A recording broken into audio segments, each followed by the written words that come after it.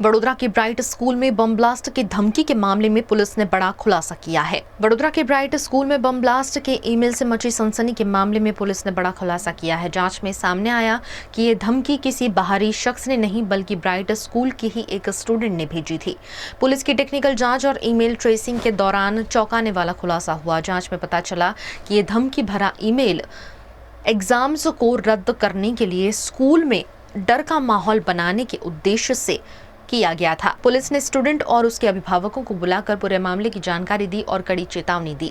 Police commissioner Narasimha Kumar ने साफ कहा कि इस तरह की झूठी धमकी देने वाले किसी भी व्यक्ति या छात्र के खिलाफ सख्त कानूनी कार्यवाही की जाएगी। बॉम्ब थ्रेट ईमेल મળ્યા હતા તે અંગે સાયબર ક્રાઇમ પોલીસ સ્ટેશનમાં ગુનો નોંધીને તપાસ હાથ ધરવામાં આવી છે।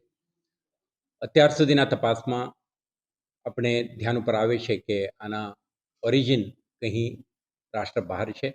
આ અંગે આપણે અન્ય એજન્સીઓ સાથે સંકલન કરીને આપણા ઇન્વેસ્ટિગેશન આગળ વધારી રહ્યા છીએ।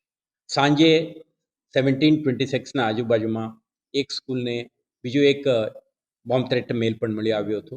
આ અંગે આપણે તપાસ કરી તો આ ઈમેલ વડોદરા શહેરમાંથી જ એક પોલીસ સ્ટેશન જ્યુરિસ્ડિક્શનમાં ઓરિજિનેટ થયું હતું।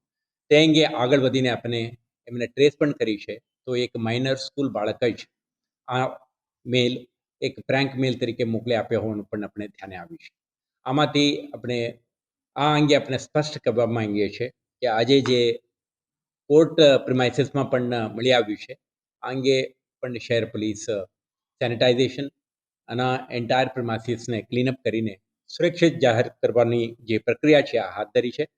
તે અંગે પણ ડિટેઇલ્ડ ઇન્વેસ્ટિગેશન થશે। પરંતુ જે વ્યક્તિઓ આ પ્રકારના એક ભ્રમ ફેલાવવાનું ભયનું વાતાવરણ ઊભા કરવાના પ્રયાસ કરે છે એમને આપણે વધારે મહત્ત્વ આપવું ન જોઈએ। પ્રોફેશનલ રિસ્પોન્સથી પોલીસ અને સેનિટાઇઝેશન એક્સરસાઇઝ અને ઇન્વેસ્ટિગેશન એક્સરસાઇઝ બંને કરી રહ્યા છે। તો એમને આવા તત્વોને આઈડેન્ટિફાઈ કરવાના પ્રક્રિયા ચાલુ છે।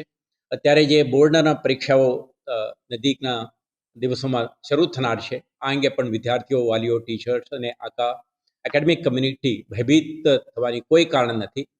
વિશ્વાસથી પરીક્ષા અંગે તૈયારી કરે।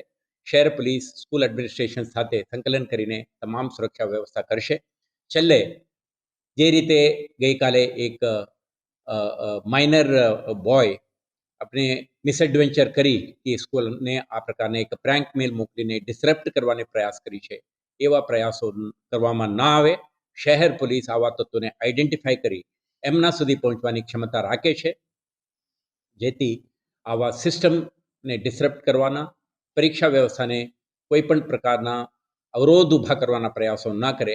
એક શાંતિપૂર્ણ માહોલમાં પરીક્ષા સંપન્ન થાય તે માટે શહેર પોલીસ, શિક્ષણ વિભાગ અને સંલગ્ન તમામ વિભાગો સંકલિત કામગીરી કરશે।